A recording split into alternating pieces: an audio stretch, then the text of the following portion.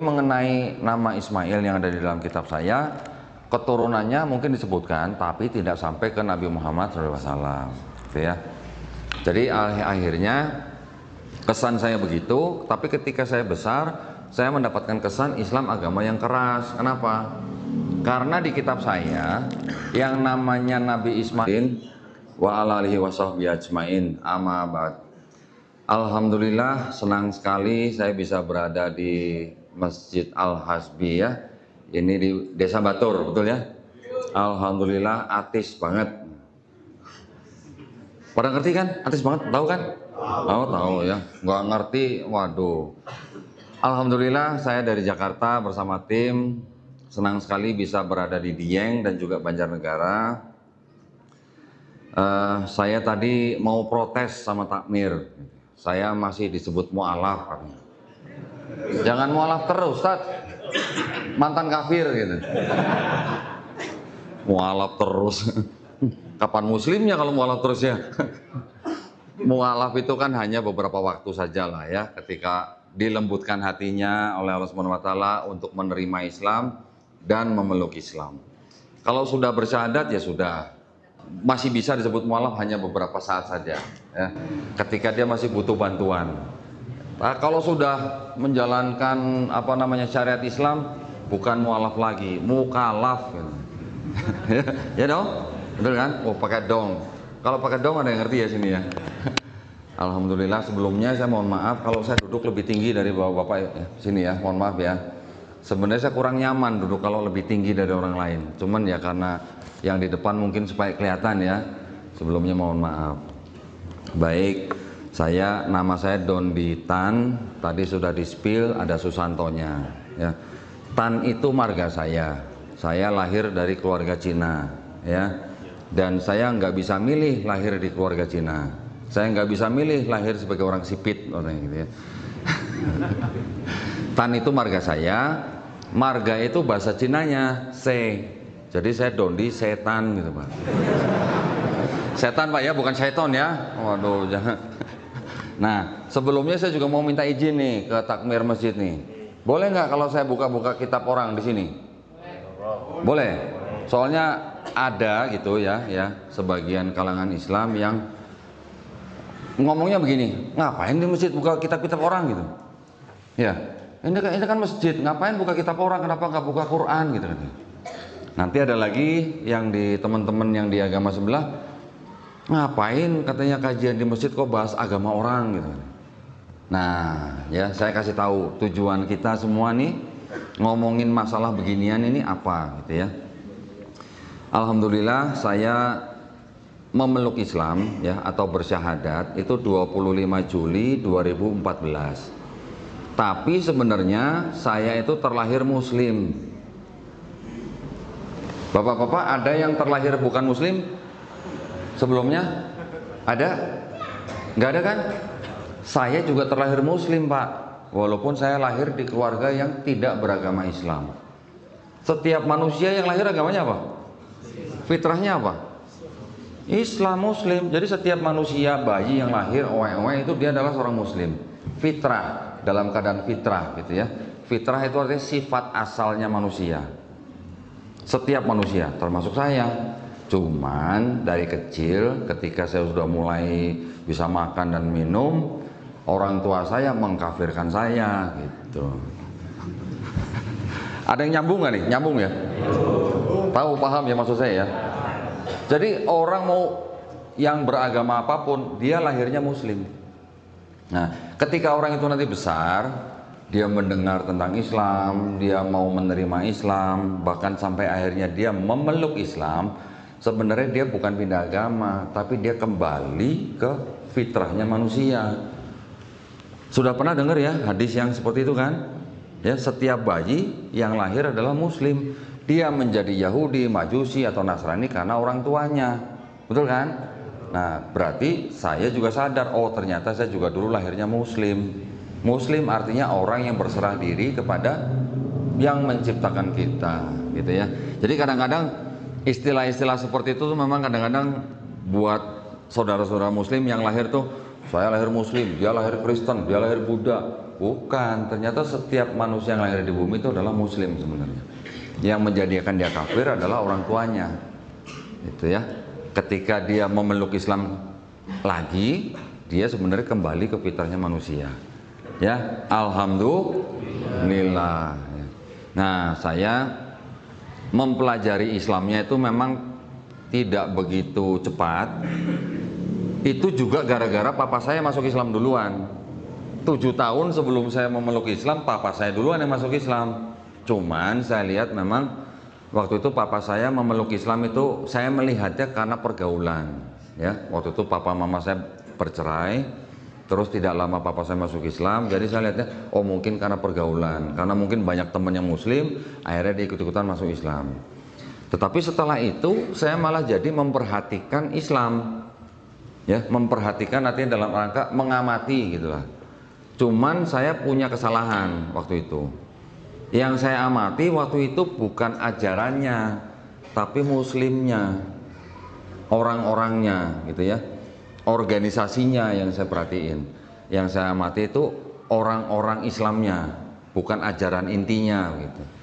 Ketika saya mengamati dan juga ketika itu juga Islam sedang sering-seringnya difitnah, maka apa yang saya terima informasi, Islam itu agama yang dalam tanda kutip suka ribut gitu, suka perang gitu, ya, teroris gitu.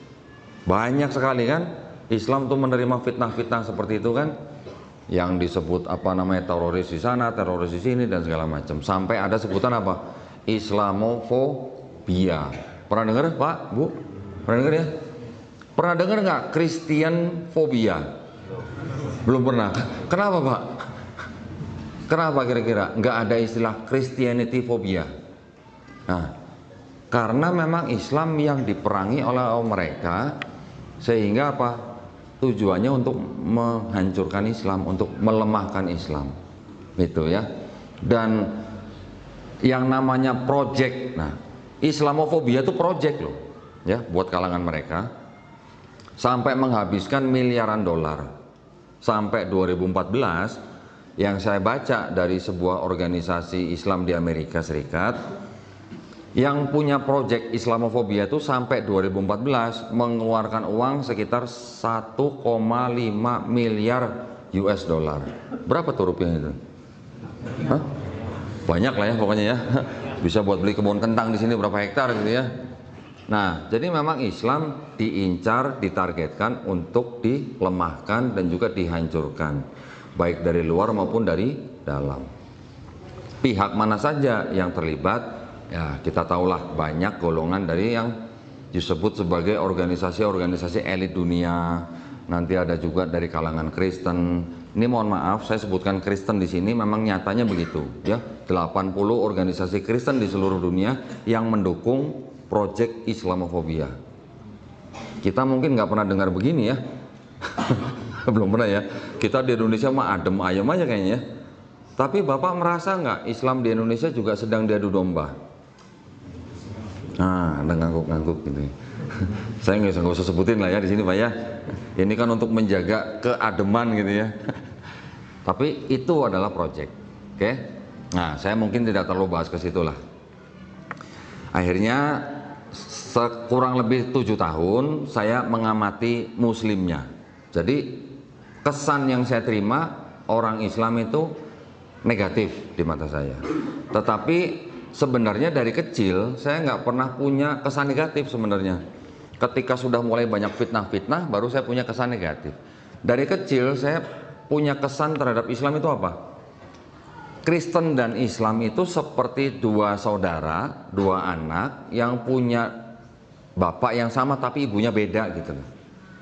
Nah, bapak-bapak kan pasti pernah mendengar Nabi Ishak alaihissalam, ya kan? Nabi Ismail alaihissalam, anak-anak daripada Nabi Ibrahim alaihissalam, ya kan?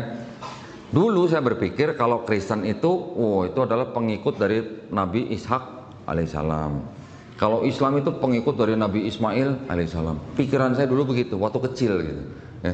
Ternyata setelah dipelajari semua ada agama apa saja, ya, yang ini udah waktunya azan ya. Sebentar ya, berarti ya sebelum masuk. Mau azan dulu atau? Kalau tanggung sebentar saja. Sebentar. Oke, jadi saya waktu itu mendapat kesan bahwa Islam itu adalah pengikutnya Nabi Ismail alaihissalam, karena dari Ismail alaihissalam itu keturunannya salah satunya adalah Nabi Muhammad SAW. Dari Nabi Isa alaihissalam keturunannya adalah Nabi Isa alaihissalam. Pikiran saya, Islam dan Kristen dua saudara, lain ibu, satu bapak gitu. Dulu ya saya mikir gitu ya.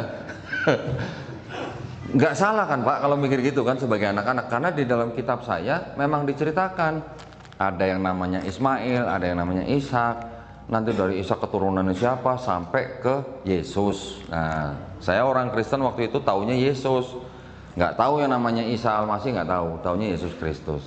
Tapi mengenai nama Ismail yang ada di dalam kitab saya, keturunannya mungkin disebutkan, tapi tidak sampai ke Nabi Muhammad SAW, gitu ya.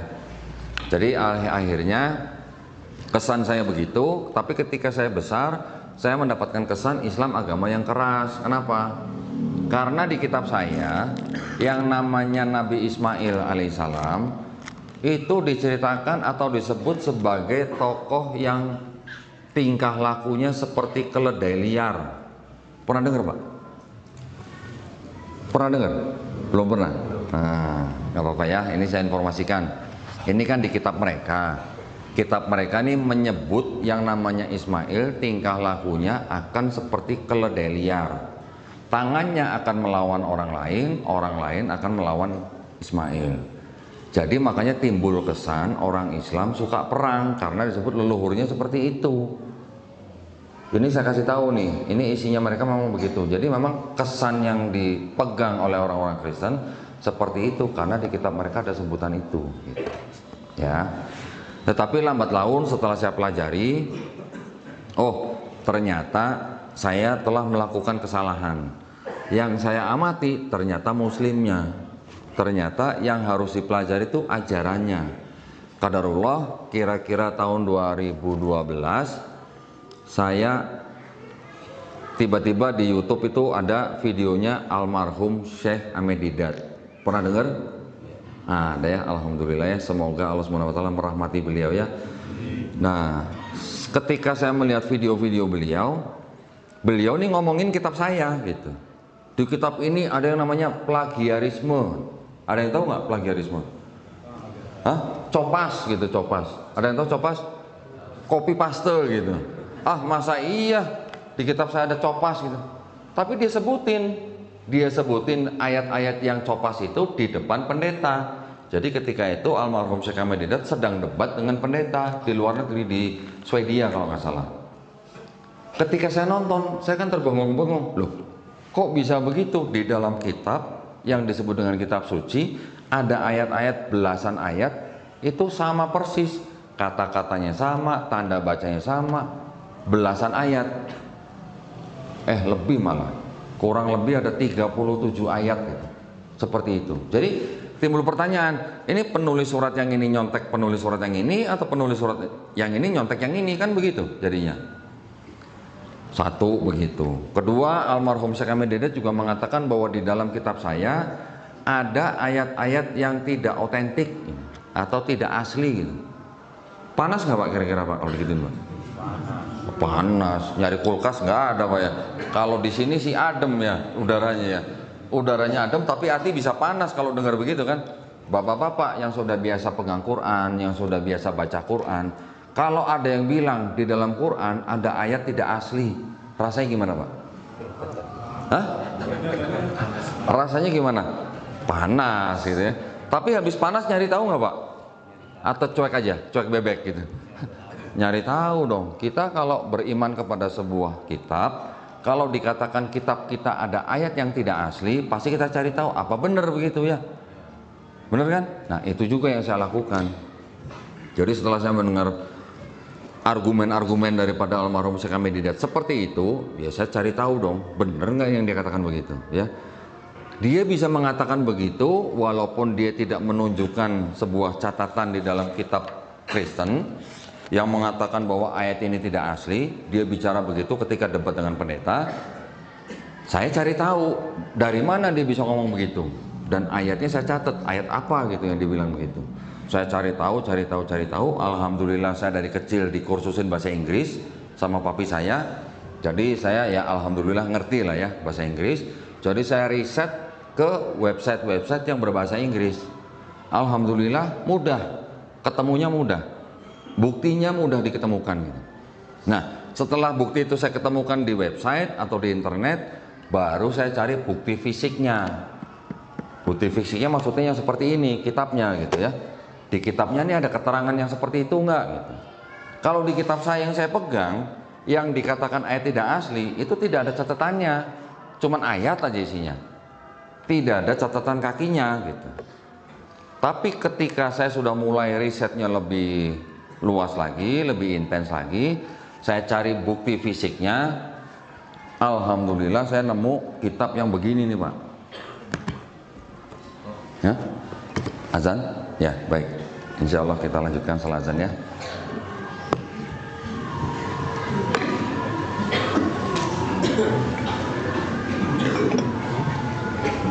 Allahu Akbar, Allahu Akbar,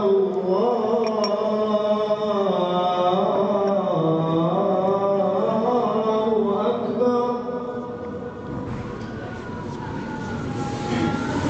Asyhadu an la ilaha illallah.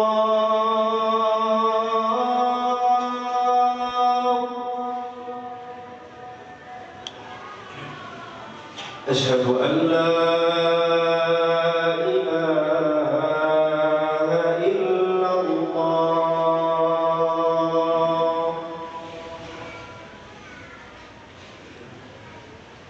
Asyhadu anna Muhammadar Rasulullah.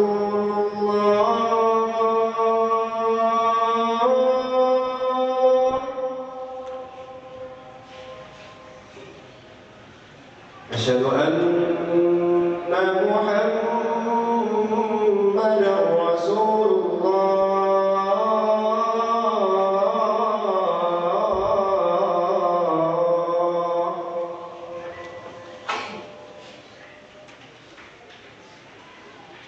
Hayya 'alas salah.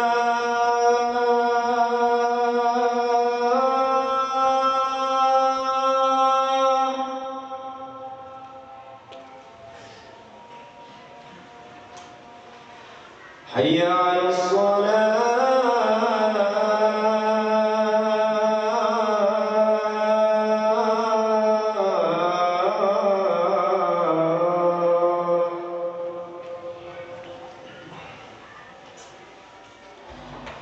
Hayya 'alal falah.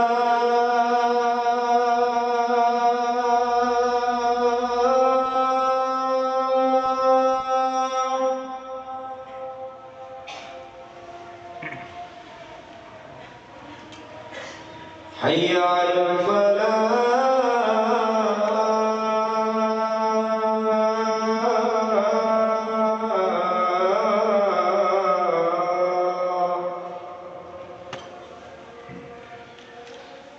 Allahu Akbar,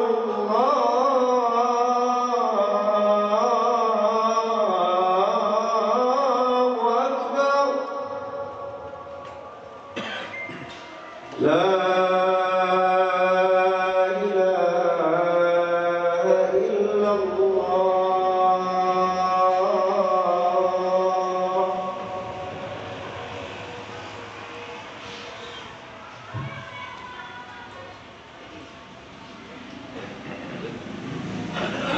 Baik, alhamdulillah sudah azan isya ya. Nah, ketika saya mencari barang bukti, akhirnya saya mendapatkan bukti yang seperti ini. Bandingin, ini kitab yang biasa saya bawa ke gereja nih, ya, tebelnya segini nih. Yang ini 2 kali lipat lebih nih tebelnya nih. Kok bisa begitu? Karena di dalam yang kitab yang ini ada tafsirnya, gitu ya. Ada ayat, ada tafsir. Jadi makanya jauh lebih tebal daripada yang ini. Kalau yang ini tidak ada tafsirnya. Makanya ketika jemaat gereja pakai yang ini, mereka nggak tahu ayat apa itu asli apa tidak gitu. Ketika saya dapat yang ini, baru saya yakin betul bahwa apa yang dikatakan oleh almarhum Syekh Ahmad Didat itu benar gitu. Karena diakui sendiri di dalam sini gitu. Oke. Nah, mau dibuktiin nggak Pak? Mau dibacain nggak Pak? Hah? Mau? Nggak apa-apa ya. Ada yang bisa bantu saya baca ini? Oh, kok pada nggak mau? Tenang aja, nggak usah pakai bismillah bacanya. Ada yang mau bantu baca? Kalau saya kan nanti disangkain saya ngarang-ngarang. Tapi kalau ada orang sini yang baca kan, nah bukti bener gitu, isinya begitu. Gitu. Ada yang mau bacain nggak? Hah? Terjemahan ini bahasa Indonesia? Terjemahan? Nggak ada yang berani? Enggak ada yang berani? Nggak usah pakai bismillah, bacanya tenang aja. Hah? MC-nya berani, silakan sini. Hehehe. Nggak apa-apa, orang cuma baca terjemahan aja kok. Ya, ini bukan kitab suci kok, tenang aja. Ini kitab suci buat orang Kristen, tapi buat kita bukan. Tetapi kita baca ini untuk kajian, ya. Kajiannya berdasarkan kitab ini sendiri. Saya mengambilkan satu ayat, ya, di dalam kitab mereka yang dianggap sebagai satu-satunya bukti bahwa di dalam kitab ini ada ajaran Trinitas. Pernah dengar Trinitas? Tritunggal gitu ya. Tunggalindi gitu Pak. Nah, ayat itu adalah disebut dengan 1 Yohanes 5 ayat 7 ya. Boleh tolong bacain Mas ini ya dari ayat 7 nih, sebab ada 3 terus nggak usah pakai bismillah. Udah dibilangin jangan pakai bismillah malah bismillah. Tepok jidat ini kalau gini nih. Nggak usah pakai bismillah ya. Pakai bismillah. Nah, silakan dari nomor 7. Ini baca aja. Nah, ya. 7 sebab ada 3 yang memberi kesaksian di dalam surga. Tulisannya surga bukan surga.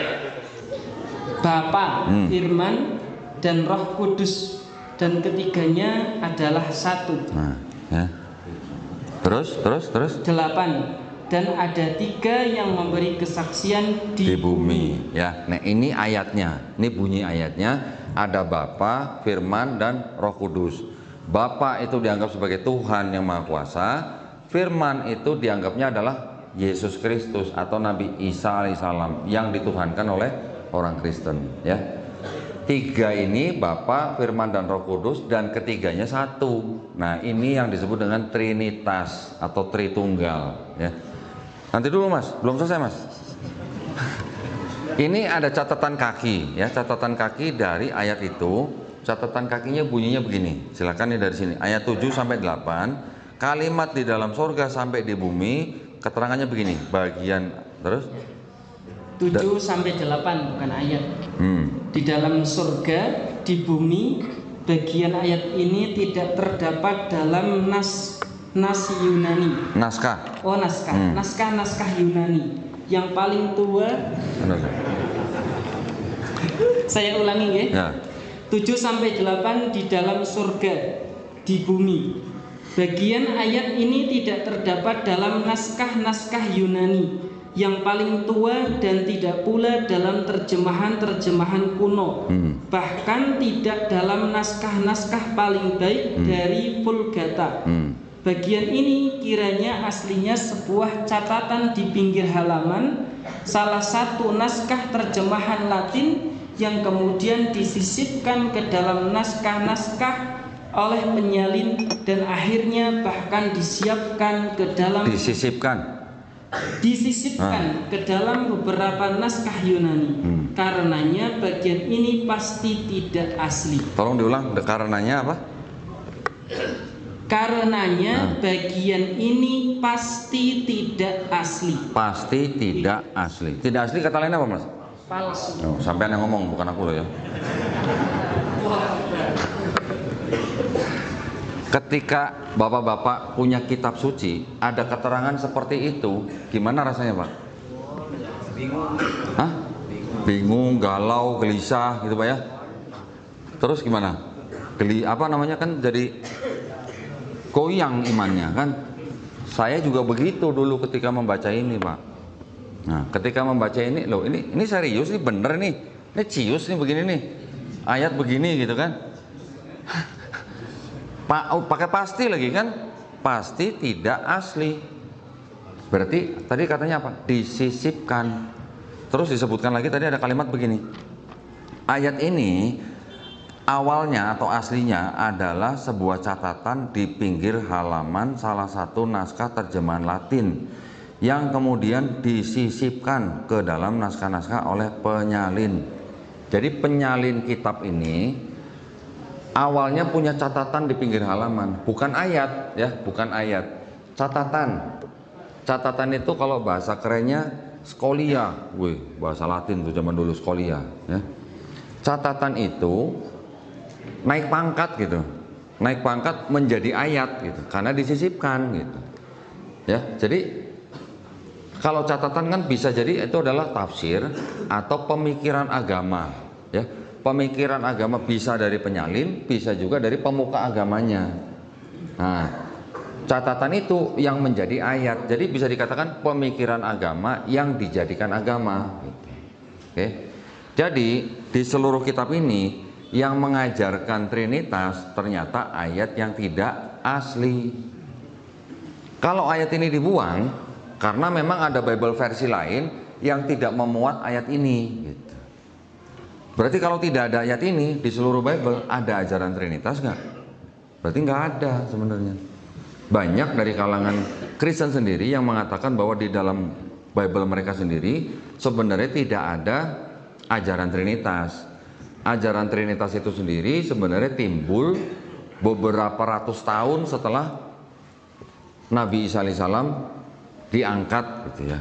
Kita juga percaya kan Nabi Isa alaihissalam juga diangkat Allah Subhanahu wa taala ya. Kristen juga percaya diangkat. Tapi bedanya kalau di Kristen Yesus atau Nabi Isa alaihissalam itu diangkat setelah disalib dan mati 3 hari baru diangkat. Kalau kita disalib enggak? Enggak. Dibunuh enggak? Enggak. Belum dibunuh, belum disalib sudah diangkat Allah Subhanahu wa taala. Diselamatkan berarti kan kalau begitu kan? Nah, itu bedanya.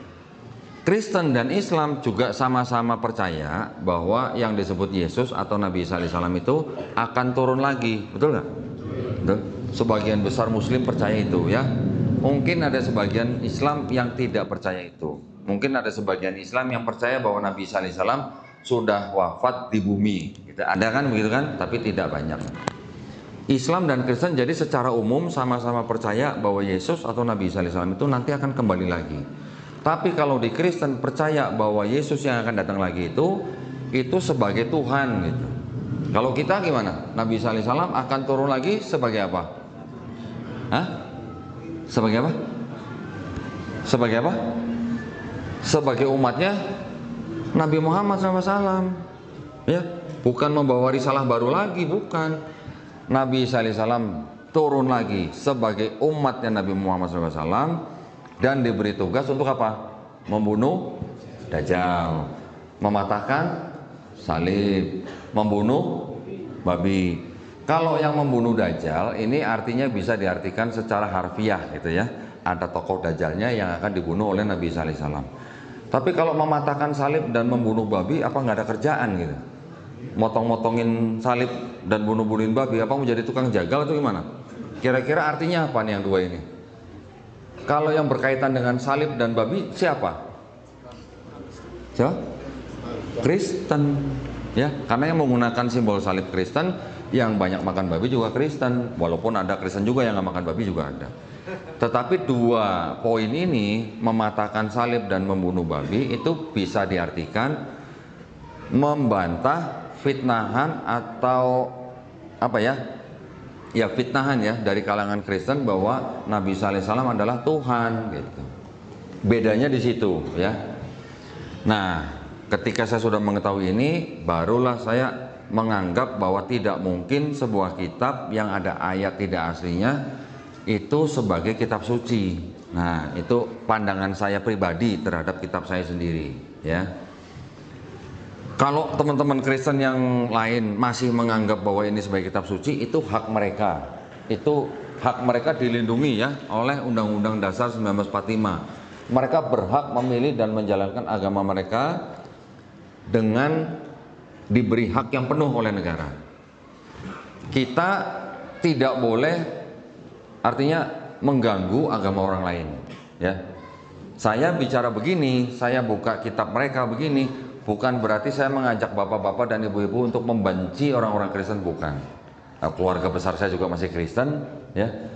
Pada umumnya orang-orang Kristen itu orang-orang yang baik-baik sebenarnya, ya. Cuman mereka nggak tahu kitabnya mereka sendiri. Rata-rata yang mereka pegang ya cuman ini aja. Yang mereka dengar dari gereja, yaitu yang mereka lakukan. Dan mereka nggak tahu yang seperti tadi itulah, ya. Nah, jadi tujuan saya berbicara tentang ini bukan mengajak Bapak Ibu untuk membenci atau memerangi orang Kristen, bukan, sama sekali bukan.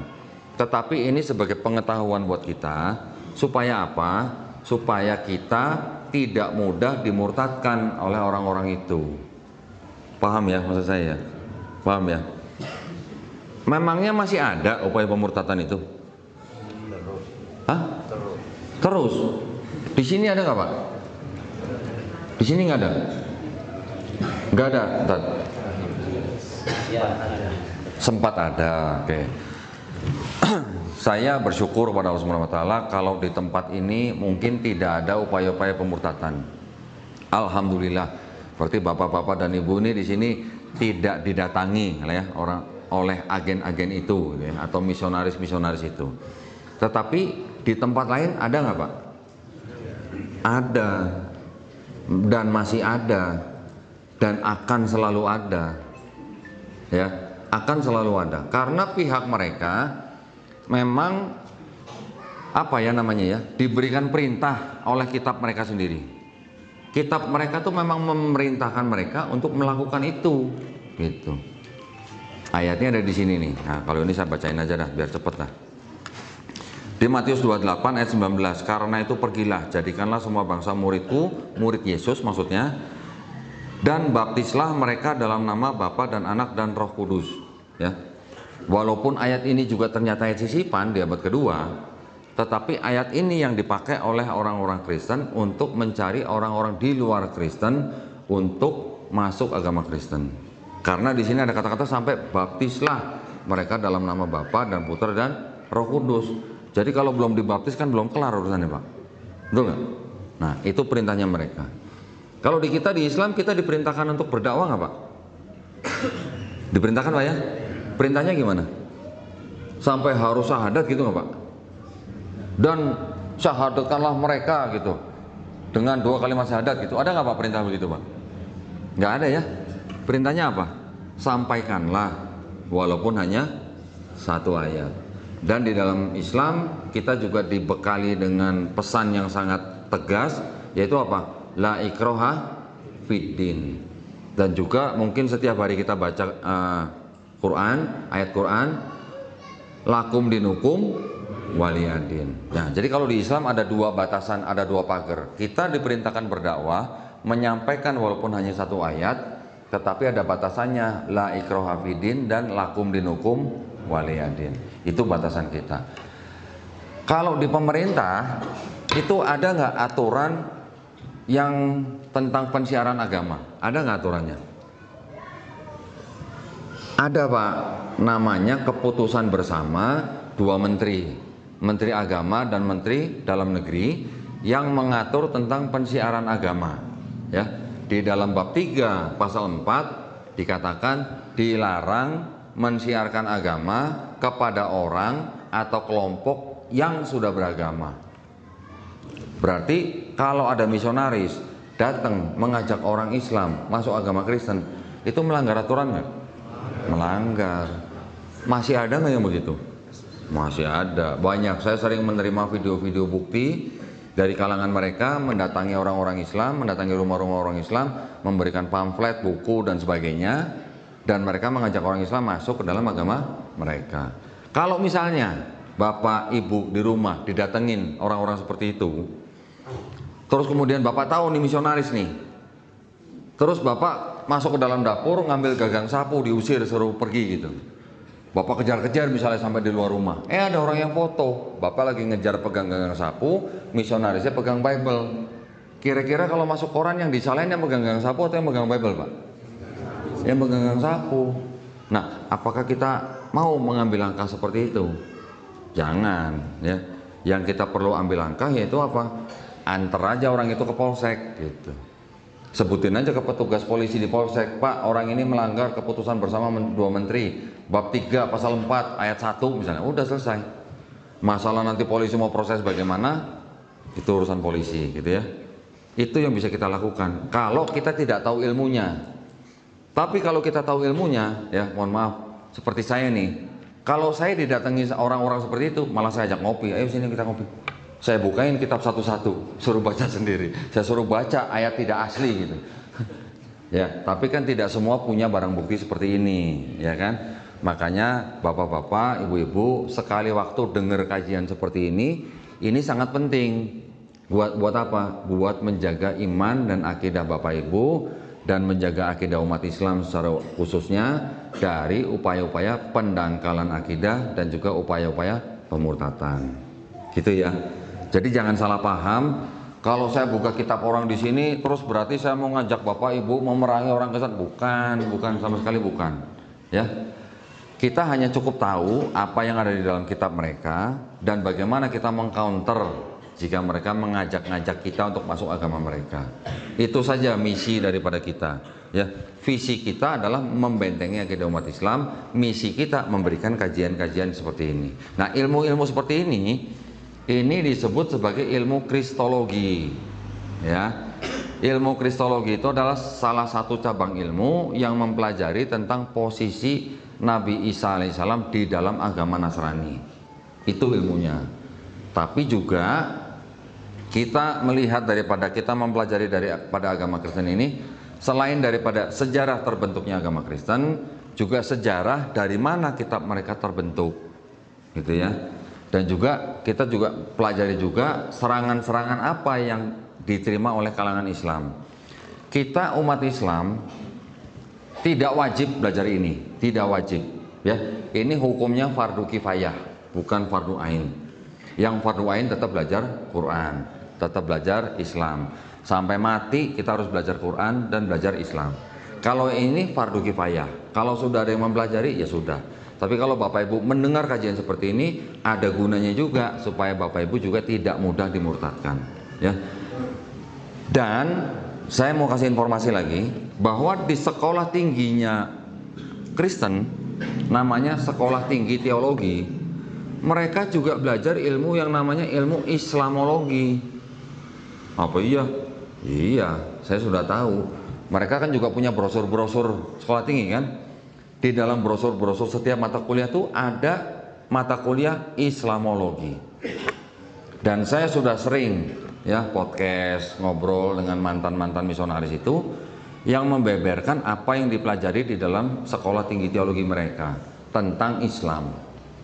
Ada yang hanya mengenal Islam, mengenal ibadah Islam, mengenal teologi Islam, mengenal konsep keselamatan Islam, tapi ada juga yang memfitnah Islam. Ada juga. Bukan nggak ada gitu ya. Saya punya narasumbernya dan saya sudah pegang surat-surat kelulusan dia dari STT tersebut gitu. Nah, jadi kami ya di Yayasan Pembina Mu'alaf At-Tauhid ini, kami merasa sangat penting buat kami berdakwah dengan cara seperti ini supaya umat Islam pada umumnya itu pahamlah paling tidak sedikit tentang bagaimana orang Kristen menyembah Tuhan mereka. Bukan berarti kita mau menghalangi mereka beribadah, bukan. Tapi kita harus waspada nih, bagaimana cara kita membentengi akidah kita dari upaya-upaya mereka.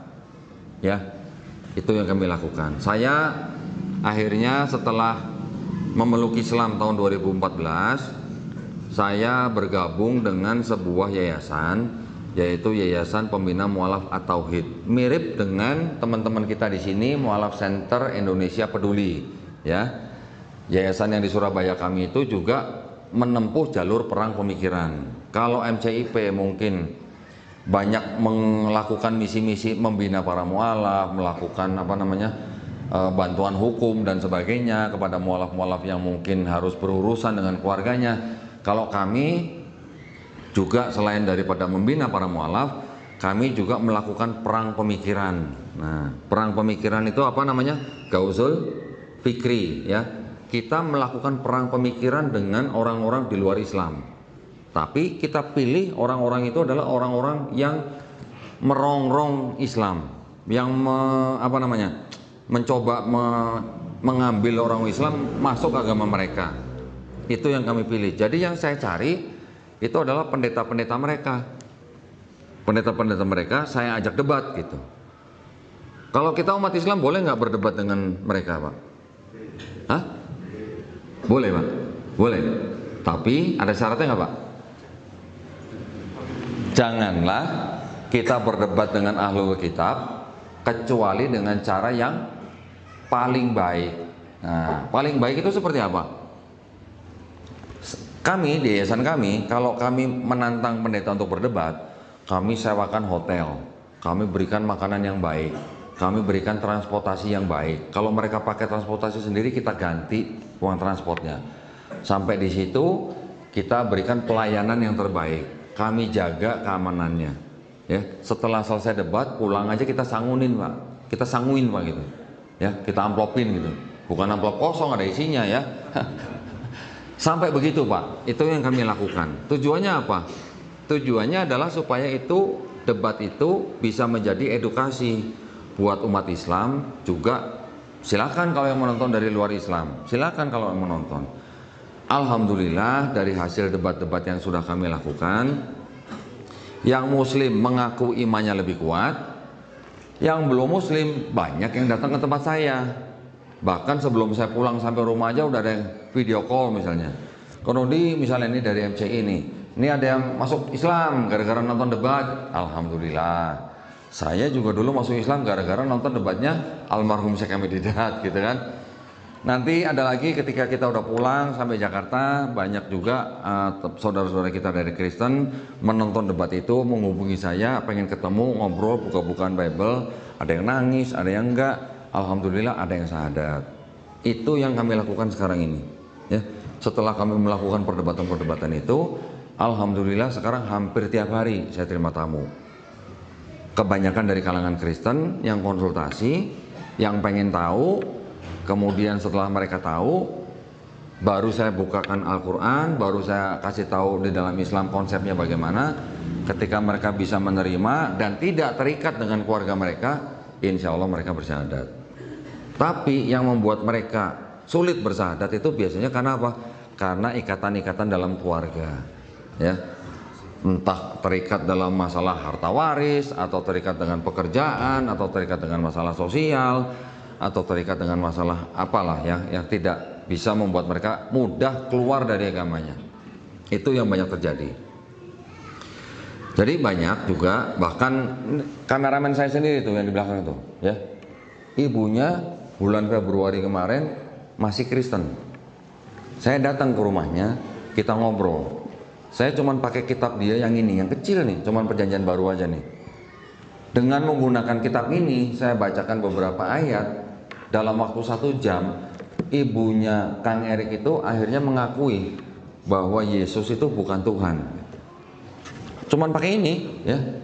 Tapi ketika saya ajak ibunya Kang Erik itu untuk bersyahadat, apa katanya? Nanti dulu ya, katanya. Kalau saya syahadat sekarang, saudara saya begini. Itu cuman takut karena saudaranya ngoceh gitu ya. Gara-gara itu aja, karena dia juga pernah katanya sedang sakit, rambutnya rontok, ibunya pakai kerudung masuk dalam gereja, diketawain atau dibully sama teman-teman gerejanya.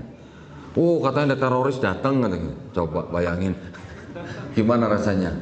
Ya, nah hari Jumat saya bicara dengan ibunya Kang Erik. Hari Jumat hari itu juga dia mengaku Yesus bukan Tuhan, tetapi dia belum mau bersyahadat. Hari Selasa minggu depannya ibunya berpulang, wafat. Padahal dia sudah mengakui Yesus bukan Tuhan, tapi belum bersyahadat. Itu membuktikan bahwa hidayah itu benar-benar milik Allah Subhanahu wa taala. Ya. Nah, jadi kami di Yayasan Pembina Mu'alafah Tauhid ini juga bukan yang seperti mereka ketok-ketok pintu rumah orang Kristen ajak debat, enggak. Nah, seperti itu. Kita juga bukan yang datang ke gereja langsung ajak debat, enggak. Kita juga bukan orang yang merayu bahkan sampai mengintimidasi, enggak. Jadi kita hanya berdakwah lewat media sosial, ya. Yang menonton, yang akhirnya penasaran, yang akhirnya berdiskusi, yang akhirnya bersyahadat, alhamdulillah. Itu adalah hasil daripada dakwah kami, ya. Begitu ya. Jadi jangan salah paham. Kalau saya bukakan kitab-kitab orang di sini, bukan berarti saya mau ngajak Bapak Ibu murtad, nauzubillah mujalik, ya. Bukan saya mengajak Bapak Ibu tuh membenci orang Kristen, bukan. Tapi kita paham agama mereka seperti apa, ya. Saya akan memberikan paparan singkat bagaimana kondisi atau konsep ketuhanan dan konsep keselamatan mereka, sehingga Bapak Ibu nanti bisa paham gitu ya, tanpa membaca kitab-kitab mereka ya. Sebentar ya, izin.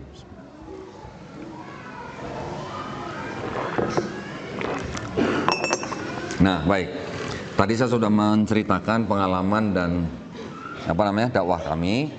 Sekarang saya ingin memberikan paparan sedikit tentang apa dan bagaimana kitab mereka terbentuk, gitu ya. Kitabnya orang Kristen yang biasa dipegang oleh para jemaat itu adalah yang ini, ya. Ini secara umum dimiliki oleh Kristen Protestan. Ya. Ada yang pernah tahu Kristen Protestan? Namanya aja Protestan, berarti dulunya tukang protes, gitu ya.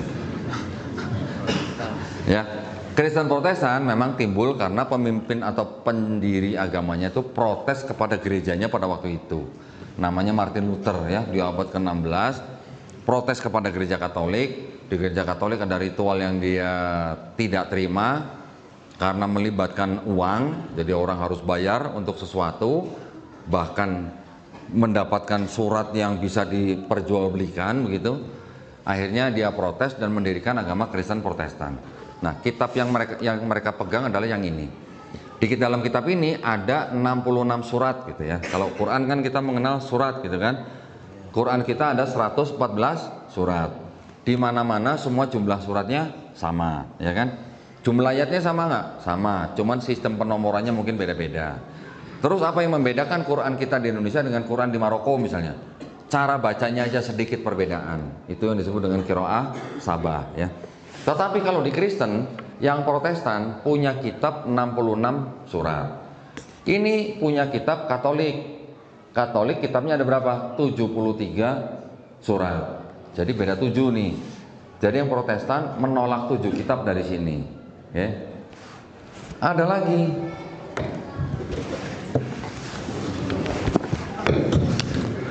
Ini sama-sama Kristen nih. Ini namanya Kristen Ortodoks. Ya. Ortodoks ini jumlah suratnya ada berapa? 78 surat. Udah selesai belum? Belum. Ini Kristen Ethiopia. Ya. Kristen Ethiopia ini punya jumlah surat 81. Jadi ketika mereka zaman dulunya tuh sedang menyusun kitab mereka, yang ini 81, ketika timbul Ortodok dan Katolik, yang Ortodok berarti menolak 3 dari sini. Yang Katolik menolak berapa berarti? 73 sama 81 berarti 8 kitab dari sini, ya. 8 surat. Saya sebutnya biasanya kalau dengan mereka kitab. Kalau saya sebut surat, mereka kadang suka nggak paham gitu Pak. Kalau saya ngomong sama Bapak, surat gitu baru Bapak paham ya. Dari Ethiopia 81, ke Ortodok 78, ke Katolik 73. Ketika di abad ke-16, yang Katolik diprotes sama Martin Luther, sehingga timbul Kristen Protestan, yang Protestan menolak 7 dari Katolik. Sehingga yang Kristen Protestan 66 kitab, Katolik 73, Ortodok 78, Ethiopia 81 kitab. Berarti kalau begini urusannya, yang mereka sebut firman yang menjelma jadi kitab, berarti kan urusannya belum selesai nih kalau begini. Betul nggak? Kalau Quran sudah selesai belum? Sudah. Mau sebutlah di manalah, mau di Cina, mau di Amerika, mau di Eropa, semua jumlah suratnya sama di dalam Quran. 114 surat. Jumlah ayatnya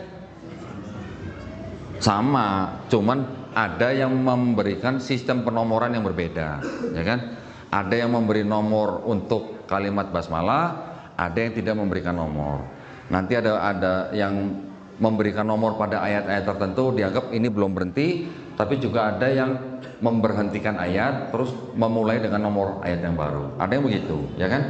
Jadi Quran ada yang punya nomor ayat sampai 6.666, tapi ada juga Quran yang punya nomor ayat hanya 6.236. Ya. Yang membedakan itu apa? Hanya cara bacanya saja gitu. Tapi kalau ini jumlah suratnya sudah beda. Berarti yang ini tidak punya 7 dari sini, yang ini tidak punya 3 dari sini. 73, 78 tidak punya 5 dari sini, yang ini tidak punya 3 dari sini. Berarti ini diturunkan dalam tradisi teks gitu ya, tulisan. Kalau Quran diturunkan dalam tradisi apa? Lisan atau hafalan, ya kan? Nah, sekarang kalau seluruh mushaf Quran di seluruh dunia, ya, mushaf itu kan berarti hard copy ya. Ada yang tahu hard copy ya? Yang ada barangnya kertas itu hard copy, semua hard copy dan soft copy Quran di seluruh dunia dimusnahkan. Bakal ada lagi nggak Quran? Bakal ada lagi. Berapa lama? Nggak lama ya. Tinggal kumpulin aja hafiz Quran sebentar, jadi lagi mushaf Quran ya. Tapi kalau ini seluruh kitab mereka hard copy, soft copy di seluruh dunia dihancurkan, bakal ada lagi nggak? Nggak bakal ada lagi. Kenapa? Karena nggak ada yang hafal kitab ini. Nggak usah seluruh kitab, satu lembar juga nggak ada yang hafal gitu. Padahal ini cuma terjemahan, apalagi bahasa aslinya gitu. Ya, itulah kemurnian daripada Quran. Tidak mungkin Quran itu tidak terjaga. Karena apa? Karena sudah dijanjikan oleh yang menurunkan Quran. Allah Subhanahu wa taala sendiri menjanjikan, kami yang menurunkan, kami pula yang menjaganya. Dijaganya lewat siapa? Lewat hafiz Quran, ya. Makanya kalau Bapak Ibu punya anak hafiz Quran, wah udah. Berarti anak Bapak Ibu ini sudah dianggap sebagai keluarga oleh Allah Subhanahu wa taala ya. Masya Allah. Ya. Nah, ya. Jadi Quran dijaga dengan software apa? Otak manusia, dijaganya dengan itu, dihafalkan. Jadi walaupun kitabnya nggak ada, mau dimakan kambing, mau dimakan kucing, atau mau dimakan rayap, atau burung, atau unta sekalipun, tetap akan ada lagi karena ada hafalan-hafalan yang dijaga. Ya, Indonesia sebagai negara yang berpenduduk Islam, mungkin sekarang masih terbesar atau sudah disalip sama Pakistan, saya nggak tahu. Nomor berapa Indonesia yang punya hafiz Quran? Nomor berapa kira-kira Indonesia? Penduduk Islamnya kurang lebih 240 juta loh. Berapa jumlah hafiz Qurannya di Indonesia? Nomor berapa di seluruh dunia? Apakah nomor 1? Pada nggak tahu ya. Apa? Belum pernah ngitung, ada surveinya. Ternyata yang paling banyak punya hafiz Quran bukan Indonesia. Indonesia yang punya penduduk Islam terbesar di dunia ternyata nomor 2 penghafal Quran. Nomor 1 negara apa? Ada yang bisa tebak? Hah? Mauritania? Bukan. Palestina? Bukan, jumlahnya kan sedikit Palestina. Ternyata negara apa? Arab Saudi? Bukan juga. Hah? Iran? Bukan. Iran termasuk yang tinggi juga, tapi bukan nomor 1. Nomor 1 ternyata negara yang banyak penduduknya berkulit hitam, Nigeria. Masya Allah, ya, banyak orang yang berkekurangan di sana, tapi mereka diberikan kelebihan dengan banyak sekali penghafal Quran di Nigeria. Alhamdulillah, ya, kita harus kejar dong, umat Islam kita jauh lebih banyak dari mereka ya. Nah, jadi dengan kita mengetahui kitab mereka begini, berarti kan kita bisa tahu konsep firman jadi kitab di dalam agama Kristen ini ternyata belum selesai, urung rampung, ngomongnya wong ngapak ya. Urung rampung, karena ada kitab-kitab yang jumlahnya beda.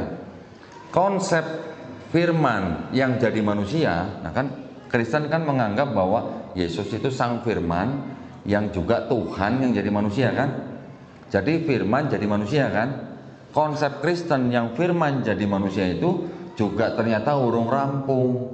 Kenapa? Karena di dalam kalangan Kristen sendiri itu masih terbagi beberapa kelompok.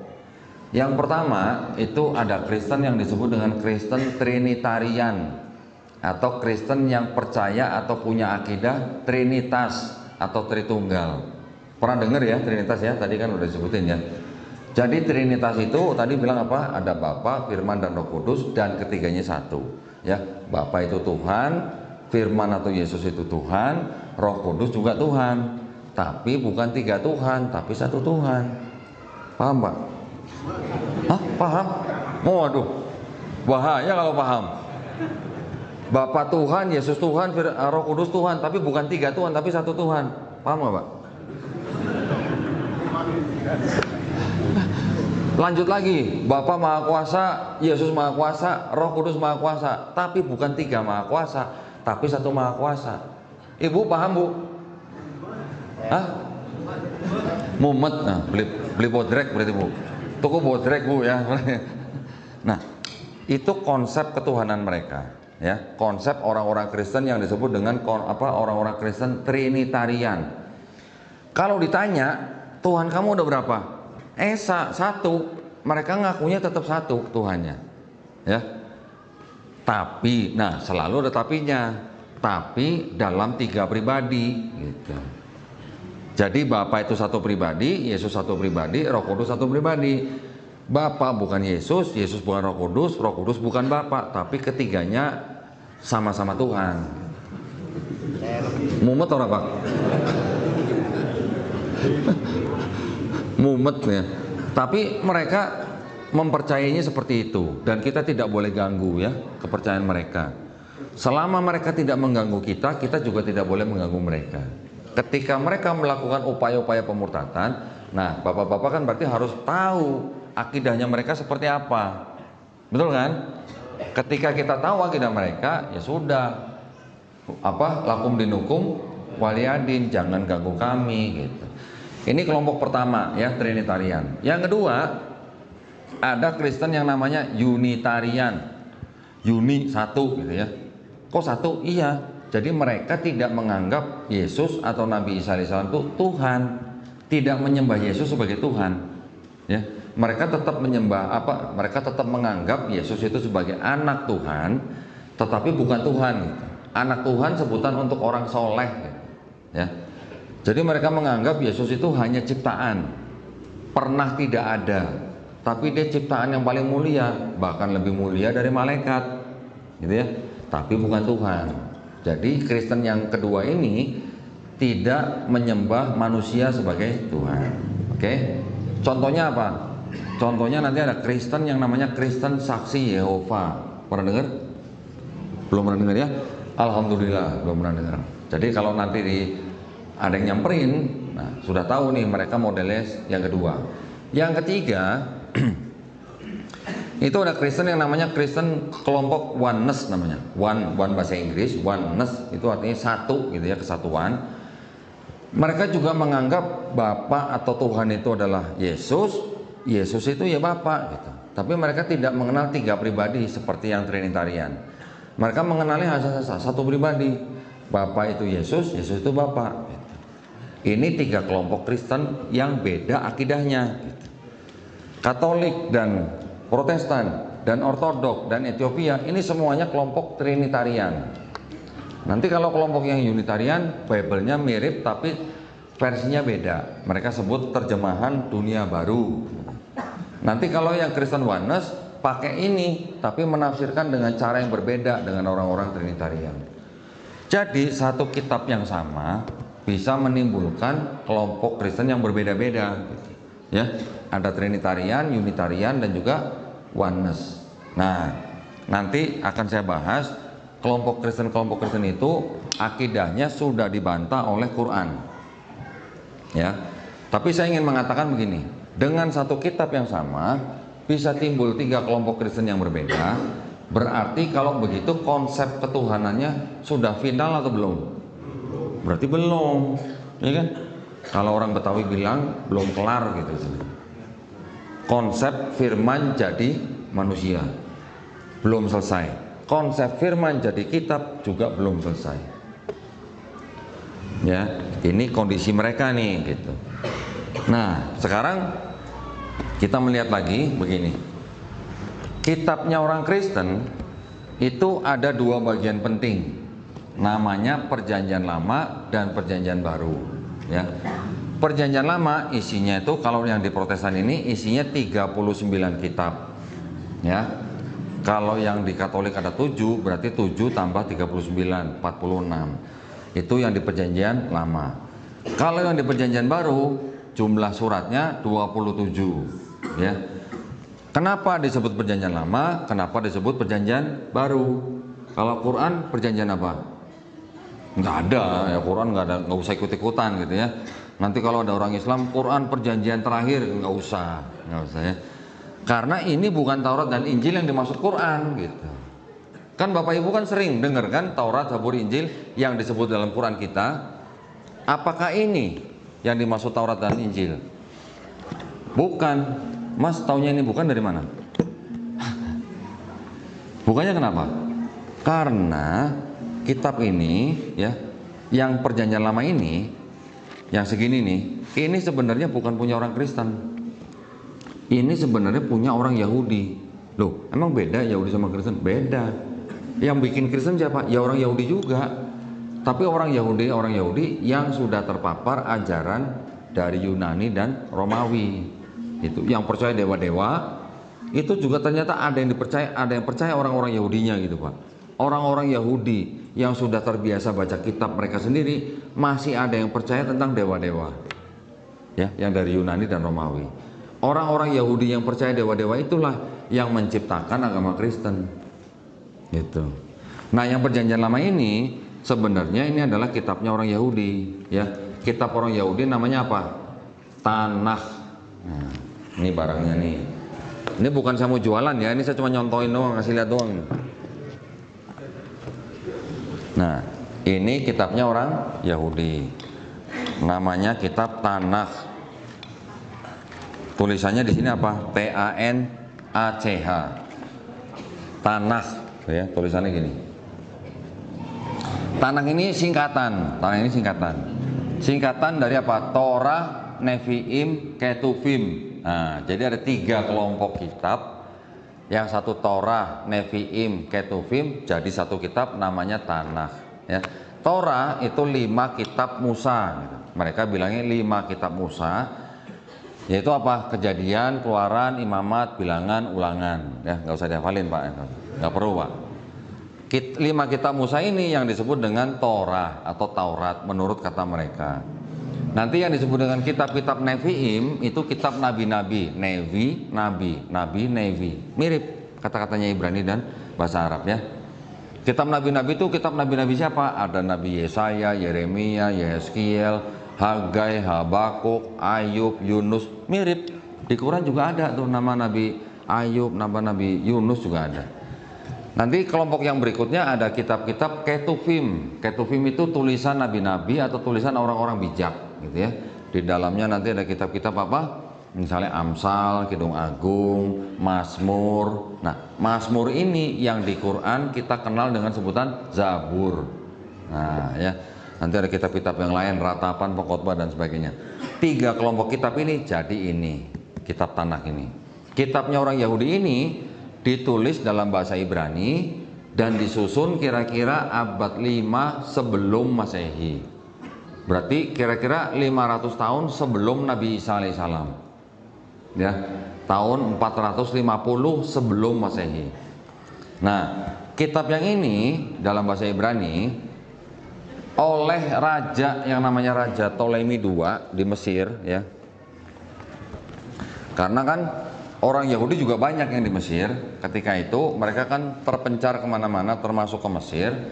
Di Mesir itu ada Raja Ptolemy II yang mana dia itu adalah boleh dikatakan raja bonekanya Yunani ya, ketika Yunani sedang menguasai daerah itu.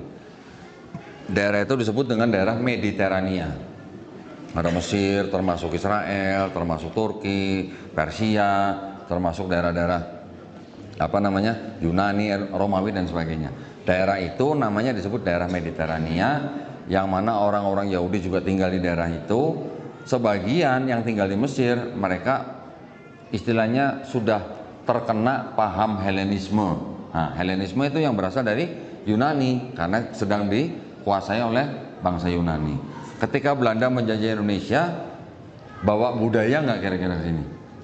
Bawa. Ada yang dipakai nggak Pak kira-kira budaya Belanda di Indonesia sampai sekarang? Ada nggak Pak? Hah? Ada nggak? Ada. KUHP kita itu asalnya dari Belanda, dipakai, diadopsi oleh pemerintah Indonesia. Ya, salah satu bentuk daripada penguasaan bangsa atas bangsa lain begitu.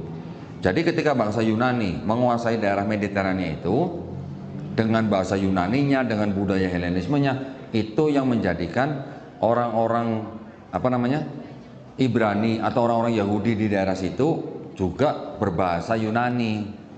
Jadi kitabnya orang Yahudi yang bahasa Ibrani ini diterjemahkan ke dalam bahasa Yunani. Ya, ini diterjemahkan kira-kira abad ketiga sebelum Masehi. Dan kitab ini beredar terus sampai Nabi Isa alaihissalam dilahirkan, sampai diangkat, bahkan abad pertama, kedua, ketiga, keempat barulah dijadikan satu sama kitabnya orang Kristen. Nah, ini kitabnya orang Kristen yang ditulis kira-kira pertengahan abad pertama hingga abad kedua. Di abad keempat ini dijadikan satu dengan kitabnya yang sudah berbahasa Yunani. Inilah kitabnya orang Kristen. Jadi yang separuh yang tebal ini diambil dari kitabnya orang Yahudi, atau disebut sebagai Perjanjian Lama. Kitabnya orang Kristen disebut Perjanjian Baru. Ya, setelah diterjemahkan ke bahasa-bahasa lain, termasuk bahasa Indonesia, jadilah yang ini. Nah, ini udah bahasa Indonesia, sudah ada Perjanjian Lama dan Perjanjian Baru. Bedanya apa? Gitu, Perjanjian Lama dan Perjanjian Baru. Ternyata kalau kita baca Perjanjian Lama sebagai kitabnya orang Yahudi, ini konsep ketuhanannya ternyata masih tauhid. Gitu. Ya, ada ayat yang bunyinya seperti ini dalam bahasa Ibrani ini. Shema Israel, Adonai Elohenu, Adonai Ehad. Kita mungkin tiap hari baca Qul huwallahu ahad. Ada ahad, ada ehad. Ya, ehad bahasa Ibrani, ahad bahasa Arab. Sama artinya. Shema Israel artinya dengarlah hai bangsa Israel. Adonai Elohenu, Tuhan Allah kita. Adonai Ehad, Tuhan itu Esa. Mirip nggak dengan Qul huwallahu ahad? Mirip, ya. Jadi konsep ketuhanannya orang Yahudi itu sama dengan konsep ketuhanan dalam Islam, gitu. Terus kemudian kita baca lagi di dalam Quran surat Al-Ikhlas itu kan, Qul huwallahu ahad, Allahu somad, lam yalid walam yulad. Di kitab ini juga ada kata-kata begini, Tuhan bukan manusia, Tuhan bukan anak manusia. Mirip nggak dengan lam yalid walam yulad? Mirip, karena Tuhan bukan manusia dan bukan anak manusia. Lam yalid walam yulad artinya Tuhan tidak diperanakan dan Tuhan tidak memperanakan. Nanti ada lagi ayat di sini, Tuhan tidak berubah. Ada lagi ayat yang mengatakan langit yang menguasai segala langit tidak dapat memuat Tuhan. Ya, kurang lebih begitu. Tuhan bukan manusia dan sebagainya. Jadi orang Yahudi juga tidak percaya Tuhan jadi manusia gitu. Tidak bisa dimasukkan akal orang Yahudi bahwa Tuhan bisa jadi manusia. Tapi ketika masuk ke dalam kitabnya orang Kristen, Tuhan yang di sini bukan manusia, bukan anak manusia, tidak bisa berubah, tiba-tiba bisa jadi Yesus gitu. Ini kitabnya orang Kristen ya, mengatakan bahwa firman itu menjelma jadi manusia. Jadi ada perbedaan nggak konsep ketuhanan kitabnya orang Yahudi dan kitabnya orang Kristen? Beda. Kalau orang Yahudi bilang Tuhan tidak jadi manusia, kalau orang Kristen Tuhan jadi manusia. Itu konsep ketuhanannya. Yang kedua konsep keselamatannya. Ya. Di kitab ini ada ayat yang berbunyi begini.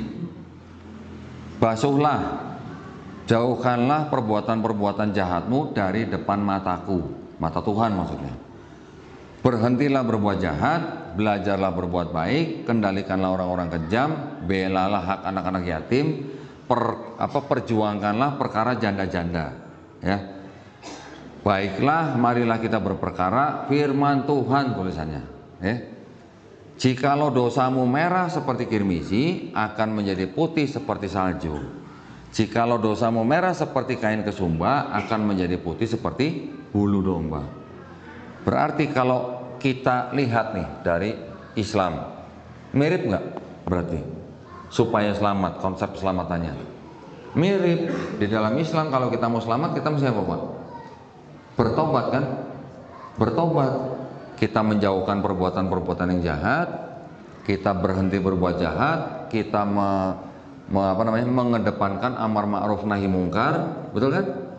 Kita juga membela hak anak-anak yatim, memperjuangkan perkara janda-janda.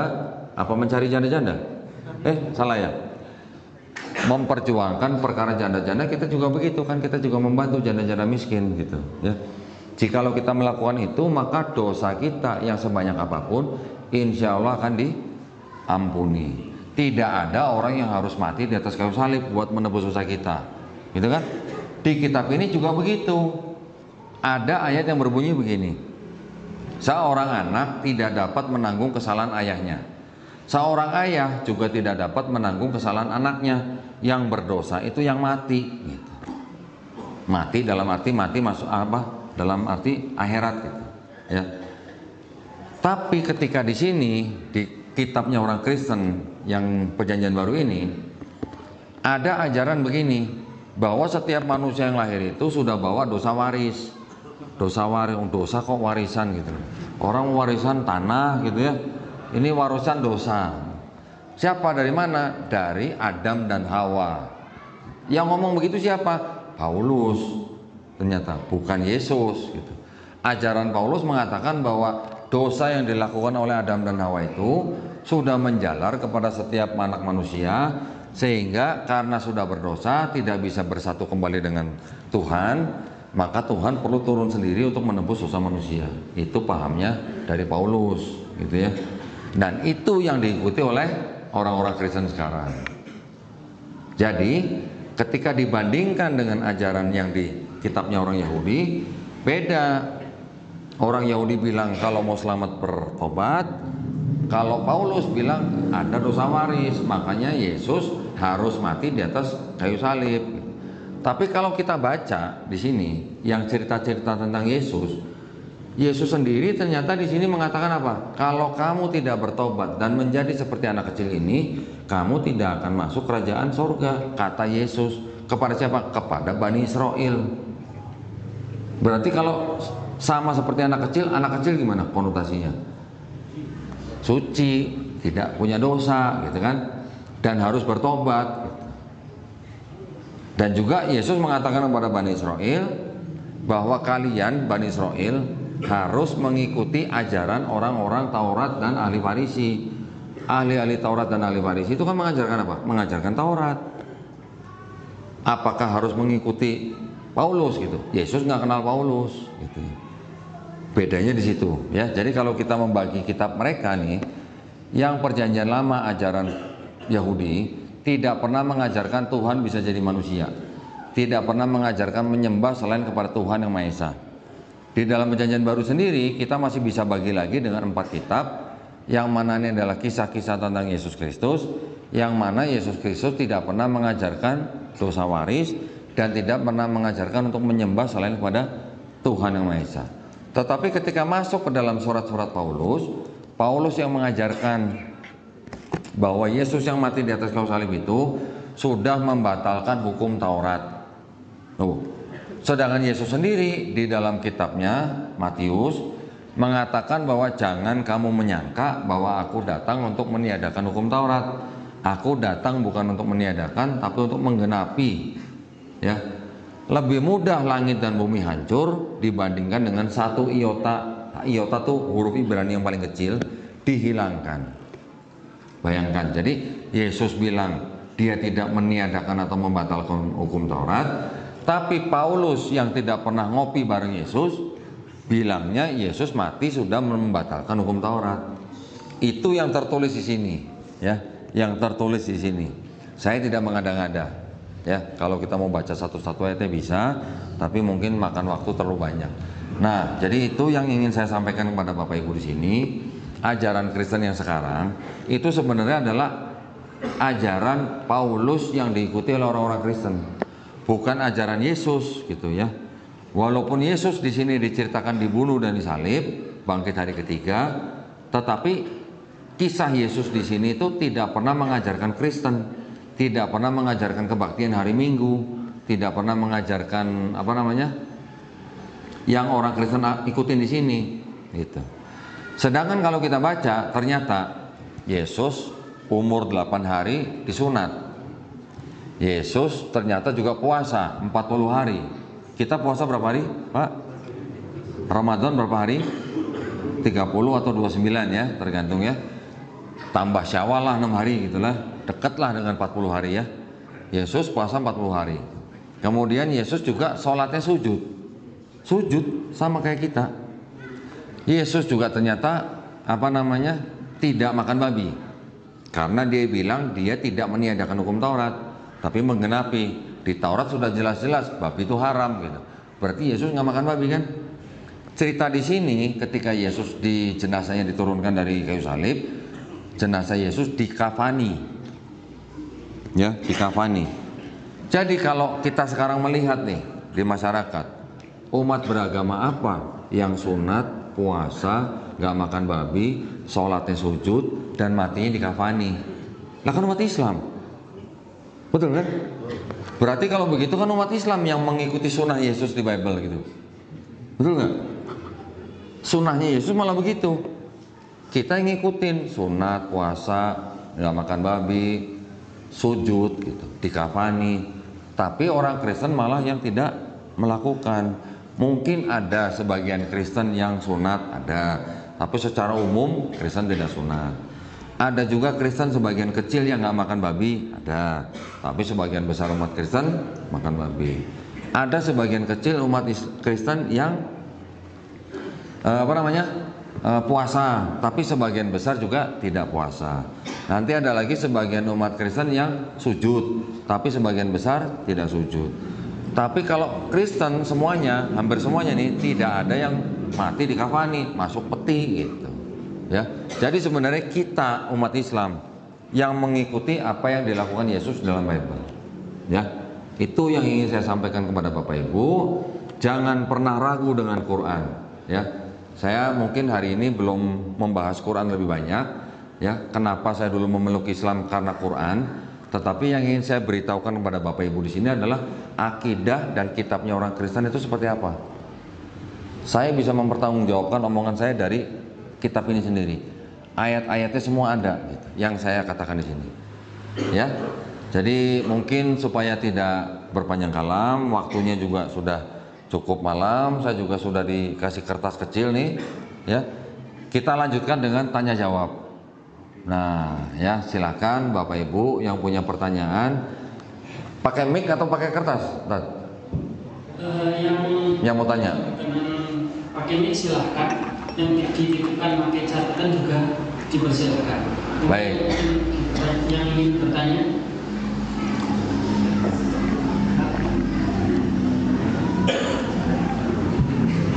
Assalamualaikum warahmatullahi wabarakatuh. Waalaikumsalam warahmatullahi wabarakatuh. Gini kok. Belum udah gini kok, udah mau curhat aja nih Pak. Gimana Pak? Tadi yang diceritakan mengenai kitab, lah itu kan di Injil, kalau nggak salah itu ada keterangan Injil Barnabas. Lah itu dari urutannya bagaimana itu?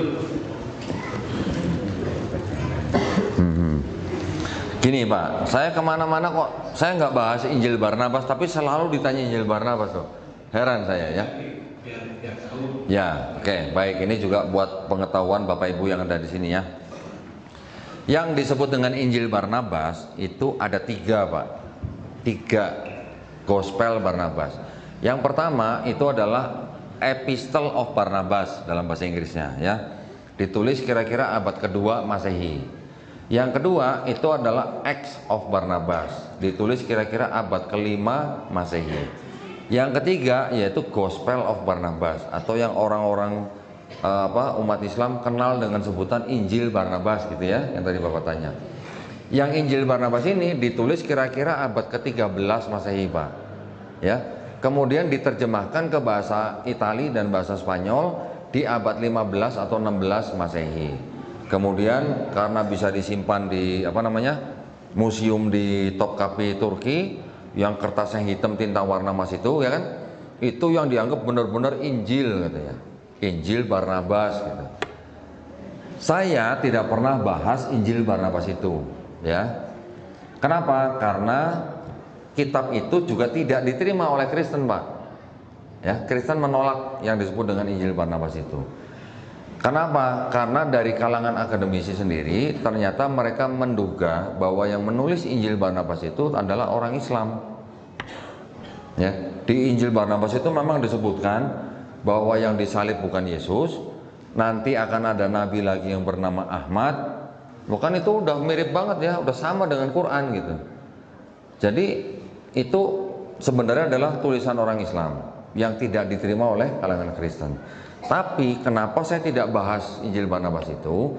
Karena di dalam kitab Injil Barnabas itu banyak hal-hal yang tidak sesuai dengan fakta sejarah, Pak. Ya, mungkin karena yang menulis orang Islam yang tidak tahu tradisi Yahudi, yang dia sebutkan itu ada anakronisme yang tidak sesuai dengan keadaan pada zaman abad pertama kedua. Itu yang pertama ya. Yang kedua, di dalam Injil Barnabas itu juga disebutkan yang disebut dengan Al-Masih itu bukan Nabi Isa, tapi Nabi Muhammad SAW. Nah, pernah nggak Pak di Quran disebut Nabi Muhammad SAW itu sebagai Al-Masih? Hah? Tidak kan? Kalau di Quran tidak pernah disebut Nabi Muhammad SAW sebagai Al-Masih, tapi di Quran yang disebut Al-Masih adalah Nabi Isa, terus ada kitab yang menyebutkan Al-Masih adalah Nabi Muhammad SAW, Bapak mau terima nggak kira-kira? Nah, itu maksud saya ya. Itulah alasan saya kenapa saya tidak pernah bahas, Pak. Oke, baik Pak. Terima kasih pertanyaannya. Yang nanya dapat kaos nih, tapi terbatas nih kaosnya nih. Waduh, Masya Allah, silakan diterima nih. Alhamdulillah. Ya, kaosnya sangat terbatas, cuma tinggal sisa 2 sama 1 topi ini. Nah, mudah-mudahan siapa yang duluan mau tanya, silakan. Jangan nanya saya udah nikah apa belum, Pak ya. Kalau yang nanya saya udah nikah apa belum nggak dapat kaos loh, Pak. Assalamualaikum warahmatullahi wabarakatuh. Waalaikumsalam. Saya menanyakan yang tadi beberapa kitab itu masih original atau tidak. Masalahnya di dalam Islam itu kan ada hukum iman kepada kitab-kitab Allah. Dan tapi kalau memang Allah menurunkan kitab-kitab kepada para nabi saja sudah tidak orisinil, ini yang paling berat. Ini kan orang Islam harus percaya kepada kitab-kitab Allah. Mungkin hanya itu yang belum kami sampaikan. Terima kasih. Assalamualaikum warahmatullahi wabarakatuh. Waalaikumsalam warahmatullahi wabarakatuh. Baik, alhamdulillah pertanyaannya sangat bagus. Tadi mungkin saya belum sempat jelaskan, Pak. Ya, karena sudah dikasih kertas jadi saya lupa tadi jelasin. Alhamdulillah ditanyakan. Di Quran kita sering mendengar atau membaca ada kitab-kitab, yaitu kitab Taurat, Zabur, Injil. Betul? Yang diturunkan kepada Nabi dan Rasulnya, yaitu kepada Nabi Musa alaihissalam, Nabi Daud alaihissalam, dan juga Nabi Isa alaihissalam. Kepada siapa Pak kitab-kitab ini diberikan? Kepada Bani Israel. Kapan? Pada zaman itu. Setuju nggak Pak? Setuju.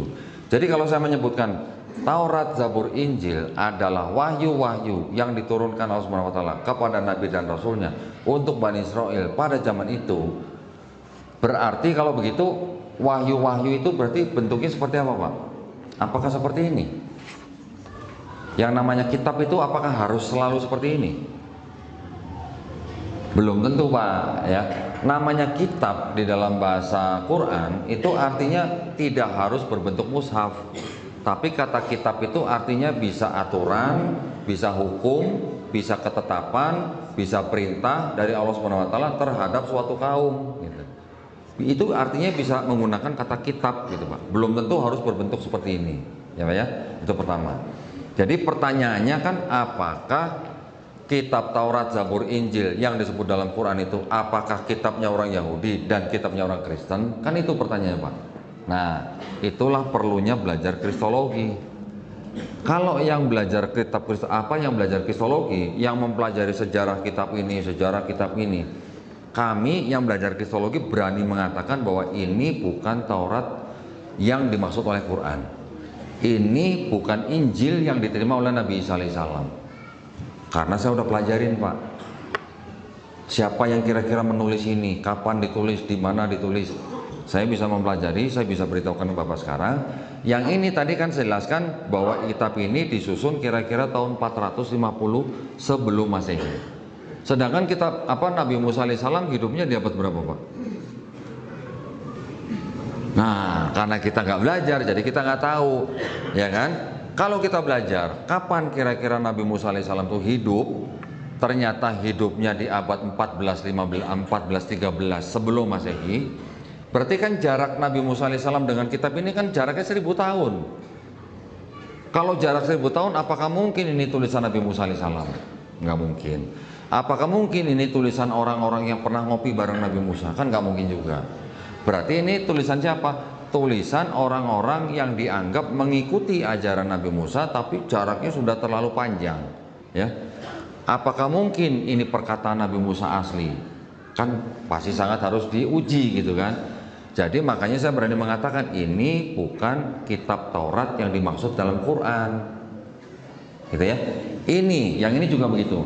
Di dalam yang kitabnya orang Kristen ada 4 kitab yang menceritakan tentang Nabi Isa alaihissalam yang disebut dengan Matius, Markus, Lukas, Yohanes. Ternyata 4 kitab ini juga ditulis kira-kira hampir 20 tahun setelah Nabi Isa alaihissalam tidak ada. Pernah baca nggak Pak di Quran atau di hadis Nabi Isa alaihissalam menulis kitab Injil? Pernah baca nggak Pak? Nggak pernah ya? Di hadis nggak ada ya? Pernah baca nggak Hawariyun menulis kitab Injil? Ada? Hawariyun tadi Barnabas kan udah saya jelasin. Pernah baca nggak Hawariyun pengikut Nabi Isa alaihissalam menulis kitab-kitab Injil? Pernah baca? Pernah kan baca? Belum ya? Jadi kalau begitu Nabi Isa alaihissalam tidak pernah menulis kitab Injil, Hawariyun juga nggak pernah nulis kitab Injil. Apakah ini Injil yang diterima oleh Nabi Isa? Berarti bukan. Kata orang-orang Kristen sendiri Pak, yang ahli-ahli perjanjian baru nih Pak ya, yang disebut dengan kitab Matius, Markus, Lukas, Yohanes, yang nulis siapa aja nggak tahu namanya Pak siapa. Lalu nama-nama itu dari mana? Matius, Markus, Lukas, Yohanes. Nama-nama itu diberikan oleh bapak-bapak gereja Pak, ulama-ulama Kristen di abad kedua. Yang pertama memberikan nama itu Santo Papias tahun 130 Masehi. Yang kedua Santo Irenaeus tahun 180 Masehi. Nama-nama itu diperoleh dari 2 bapak gereja ini di abad kedua Pak. Yang nulis siapa nggak jelas siapa. Yang nulisnya di mana nggak tahu. Jadi mereka setelah mempelajari itu, mereka mengambil kesimpulan begini Pak. Yang menulis 4 kitab, 4 gospel itu bukan saksi mata langsung. Ini kata ahli perjanjian baru nih. Bukan saksi mata langsung. Bukan juga orang yang mengenal saksi mata langsung. Jadi artinya orang-orang yang nulis kitab-kitab itu adalah orang-orang yang tidak pernah ketemu langsung sama Yesus, juga orang-orang yang tidak pernah ngopi bareng Yesus. Kurang lebih gitu Pak ya. Nah, jadi kita dengan mempelajari hal-hal seperti ini, kita jadi makin yakin bahwa yang disebut dengan Taurat, Zabur, Injil itu bukan kitabnya orang Yahudi, bukan kitabnya orang Kristen. Saya bisa buktikan juga dari ayat Quran Pak. Kalau kita baca ayat Quran di Quran surat Al-A'raf ayat 157, Bapak kalau mau cek silakan bisa. Mereka beriman kepada nabi yang ummi, yang namanya tertulis di dalam Taurat dan Injil. Tulisannya begitu Pak, yang namanya tertulis di dalam Taurat dan Injil. Kalau ini disebut sebagai Taurat, ada nggak nama Nabi Muhammad SAW di sini? Nggak ada Pak. Kalau ini disebut Injil, ya, yang diterima oleh Nabi Isa alaihissalam, apakah ada nama Nabi Muhammad SAW di sini? Tidak ada juga. Berarti kalau ini tidak ada nama Nabi Muhammad SAW, berarti ini bukan Taurat dan Injil yang dimaksud oleh Quran surat Al-A'raf ayat 157 itu Pak. Gitu Pak ya jawaban saya ya. Mudah-mudahan memuaskan Pak. Nah, tapi kalau mau bicara indikasi boleh, masih bisa diperdebatkan kalau indikasi ya. Di sini masih ada ayat-ayat yang dianggap sebagai indikasi bahwa akan dibangkitkan seorang nabi dari saudaranya Bani Israel. Saudaranya Bani Israel siapa Pak? Bani Ismail gitu. Siapa nabi yang keluar dari Bani Ismail? Kita semua sudah tahu jawabannya. Cuman kita tidak boleh klaim bahwa ayat itu untuk Nabi Muhammad SAW. Kalau kita klaim, ya kita bilang oh itu untuk Nabi Muhammad SAW tuh, kita ngotot, kita tidak akan ada bedanya dengan Kristen yang pakai kitabnya orang Yahudi, gitu, ya. Kalau kita klaim bahwa di kitabnya orang Kristen ada nubuat buat Nabi Muhammad SAW, ya kita nggak ada bedanya sama mereka yang klaim juga bahwa di dalam kitab Yahudi ada nubuat untuk Yesus, gitu. Jadi kita sebagai umat Islam harus elegan Pak, harus yakin dengan Quran kita. Jangan dikit-dikit, oh di sini ada nubuat nih buat Nabi Muhammad SAW nih. Kalau namanya aja nggak ada tertulis Pak, berarti kan Quran surat Al-A'raf 157 salah gitu loh. Kalau kita bilang ini Taurat gitu loh. Paham maksud saya Pak ya? Nah gitu. Alhamdulillah, silakan yang lain. Wah dapat hadiah juga nih berarti ini. Mohon maaf hadiahnya tinggal topi nih berarti ini. Silakan Pak, diambil Pak. Kalau kurang pas, mohon maaf Pak ya. Ini ukurannya, iya.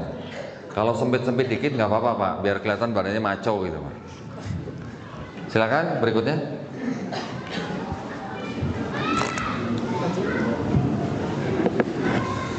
Di belakang.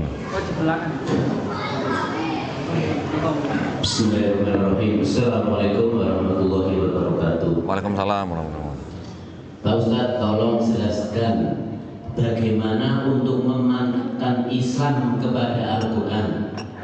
Segitu aja. Assalamualaikum warahmatullahi wabarakatuh. Waalaikumsalam warahmatullahi wabarakatuh. Kalau untuk memantapkan Islam ya dari Quran, ya kita pelajari Qurannya.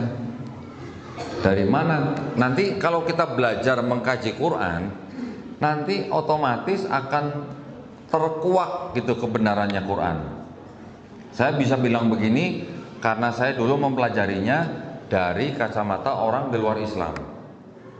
Saya sebagai orang Kristen waktu itu belajar Qurannya nggak langsung belajar Iqra gitu, bukan ya. Yang saya baca dulu terjemahannya dulu dan juga artikel-artikel mengenai Quran dan juga menonton video dari dai-dai yang kita tahu ya, seperti Dr. Zakir Naik membicarakan Quran dari sisi sains. Itu kan luar biasa. Coba di dalam Quran bisa kita ketemukan kurang lebih 1000 ayat yang berhubungan dengan sains yang ternyata sampai hari ini sudah 80% terbukti benar. Yang 20% belum terbukti benar, tapi juga belum terbukti salah. Tapi insya Allah dengan ilmu probabilitas, entah 10 tahun lagi, entah 100 tahun lagi, mungkin 1000 tahun lagi, insya Allah akan terbukti benar. Nah yang 80%-nya sudah terbukti benar. Dari sisi sains ya, sudah terbukti benar. Berarti kalau begitu apa? Kan kita sebagai orang yang, apalagi kita beriman kepada Quran, kita sudah yakin bahwa Quran ini tidak mungkin karangan Nabi Muhammad SAW. Karena orang-orang sains pada zaman sekarang sudah bisa mengkonfirmasi bahwa mereka bisa menemukan ilmu pengetahuan itu, bisa memberitahukan tentang ilmu pengetahuan itu, mereka kan pakai alat, bukan pakai naik unta di padang pasir. Iya kan? Mereka pakai mikroskop, pakai teleskop, pakai alat menyelam ke laut, pakai peralatan yang canggih untuk bisa menemukan ilmu pengetahuan yang sekarang kita ketahui gitu misalnya. Ya.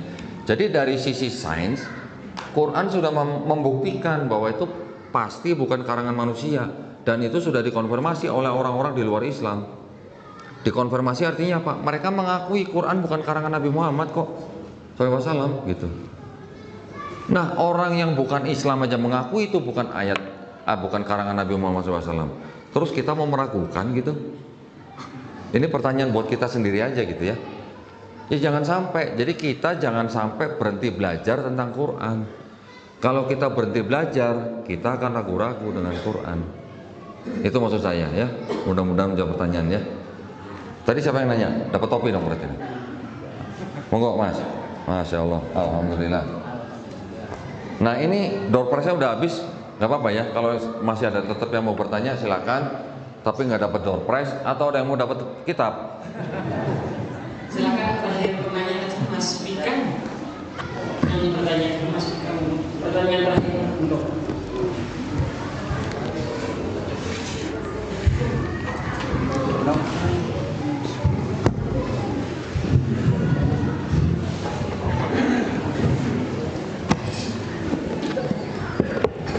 Assalamualaikum warahmatullahi wabarakatuh. Waalaikumsalam warahmatullahi wabarakatuh. Izin bertanya, ada salah satu teman saya itu mu'alaf, itu kurang lebih 2 tahun.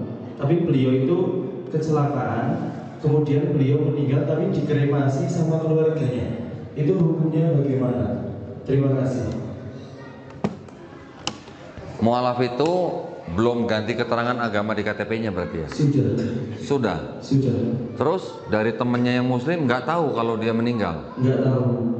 Itu sudah kabar sekitar 2 bulanan. Baru tahu kalau beliau ternyata itu dikremasi sama keluarganya. Kebetulan keluarganya masih non muslim. Ya kalau teman-temannya yang muslim nggak tahu, ya nggak ada salahnya, nggak ada dosanya. Ya, kalau memang teman-teman muslim sudah tahu bahwa dia sudah masuk Islam dan dia sudah mengganti keterangan agama di KTP-nya, tetapi teman-teman muslimnya tidak tahu dia meninggal, ya nggak ada salahnya, nggak ada dosanya buat kita gitu. Tapi kalau kita tahu dia meninggal dan kita tahu dia sudah muslim dan kita tahu dia sudah ganti keterangan agama di KTP, kalau kita tidak mengurus jenazah mu'alaf itu, dosanya dosa kita. Nah loh, ya itu urusan kita. Urusan kita untuk mengurusi jenazah sesama muslim kita. Nah, berarti ada sesuatu yang kurang nih. Mungkin kurangnya begini. Mu'alaf itu tidak terdaftar di yayasan atau di masjid yang mensyahadatkan dia. Ya. Tapi walaupun terdaftar, pihak keluarganya juga tidak tahu, tidak memberitahukan kepada teman-teman yang lain gitu, atau tidak mempublikasikan. Itu kemungkinan yang terbesarnya. Dan kemungkinan yang terbesar lagi berarti mu'alaf itu tidak memberitahukan kepada keluarganya bahwa dia sudah masuk Islam. Betul nggak? Tapi dari pihak keluarganya katanya sudah tahu. Terus dia itu keluar dari rumahnya. Beliau itu kayak mondok, tapi yang 1 minggu kadang pertemuan 2 kali 3 kali, kemudian pulang ke rumahnya. Nah pas di rumahnya itu ketika habis pulang dari pondok itu dia kecelakaan gitu. Terus orang pondok juga nggak ada yang tahu. Nggak ada yang tahu katanya. Waduh, sangat disayangkan ya.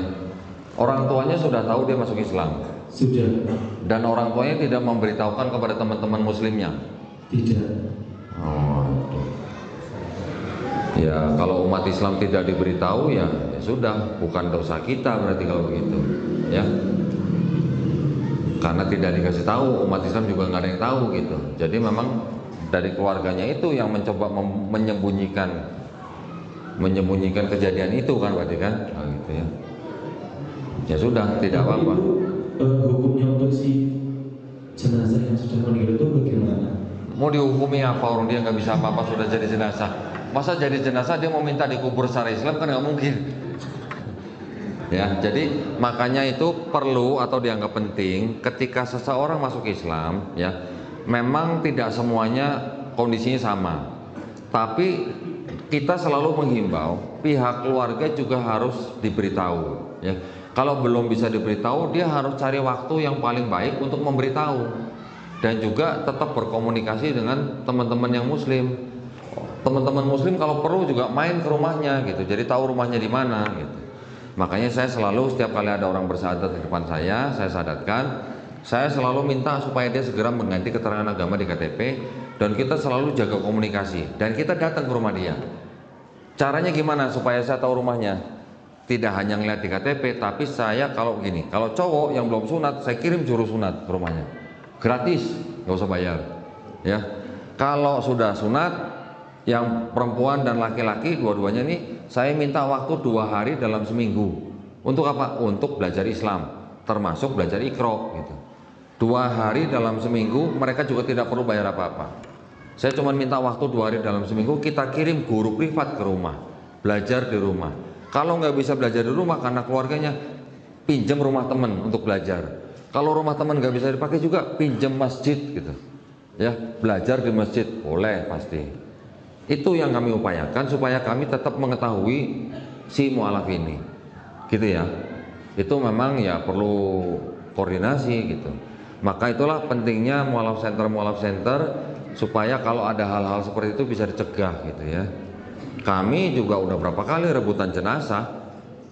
Tapi yang penting itu karena di negara Indonesia KTP masih ada keterangan agama, maka kami selalu menghimbau mualaf untuk segera mengganti keterangan agama di KTP. Ya, semoga menjawab pertanyaan. Ada yang lain? Terakhir ya ini ya, udah ya. Sudah terakhir. Apa ibu-ibu ada yang mau nanya nggak ibu-ibu? Nggak ada. Oh ya, alhamdulillah. Silakan kalau begitu saya kembalikan ke satu lagi. Baik.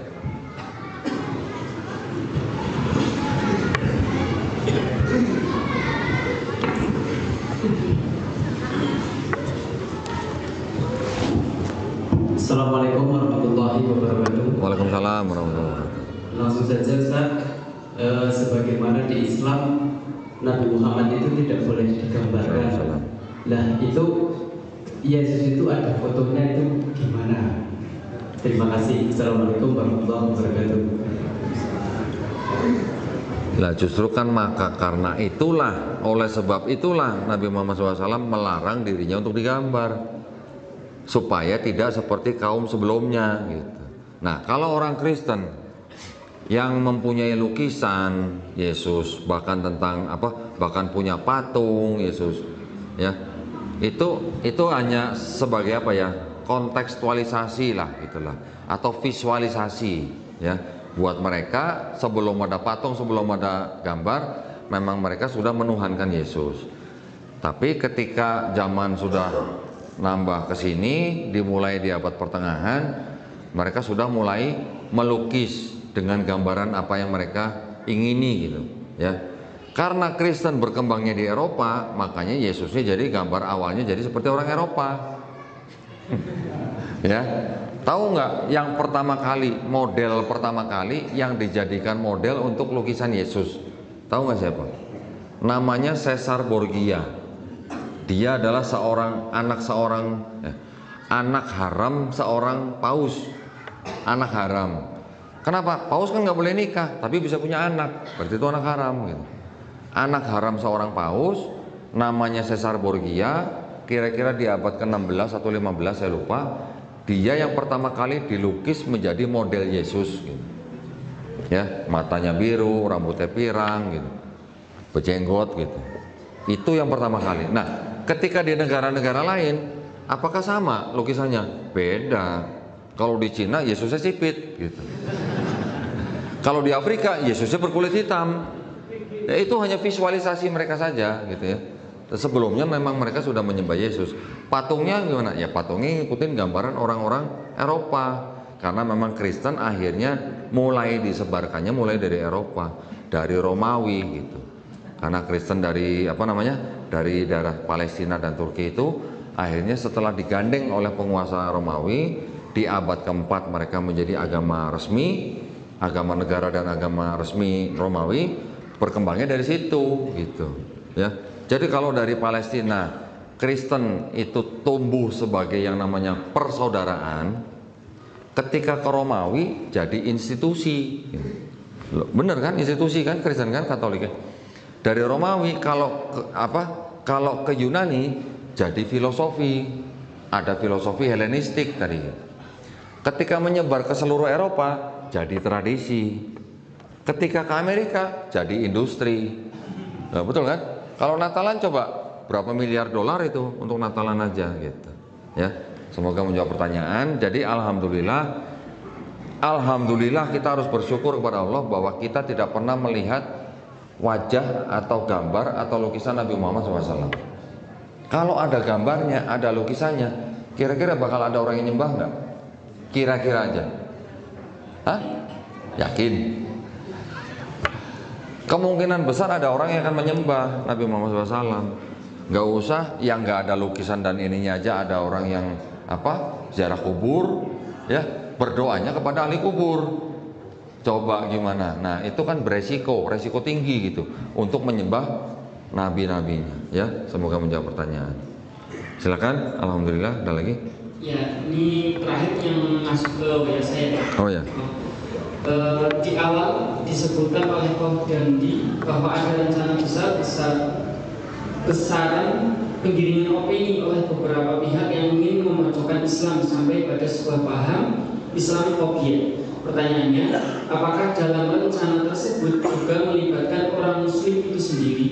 Sebab hari ini jika agak keras sedikit dalam berdakwah dicap sebagai radikal. Ya. Baik. Yang menjadi musuh utama umat Islam ya di seluruh dunia itu memang sebenarnya juga dari Islam sendiri. Islam yang seperti apa yang jadi musuh kita? Islam liberal. Islam liberal kan mereka berpikir mau-maunya sendiri gitu kan. Masalah sholat ditanyain, masalah apa segala ditanyain, malah ditanyain dari Quran gitu. Nah, dari mana itu Islam liberal seperti itu? Sekolahnya dari mana? Ada sekolahnya di Kanada, McGill namanya. Itu yang punya dari kalangan Orientalisme. Orientalisme itu yang mendirikan sekolah, menjadikan mereka orang-orang liberal yang malah bisa dikatakan itu melakukan upaya-upaya melemahkan dan juga menghancurkan Islam dari dalam.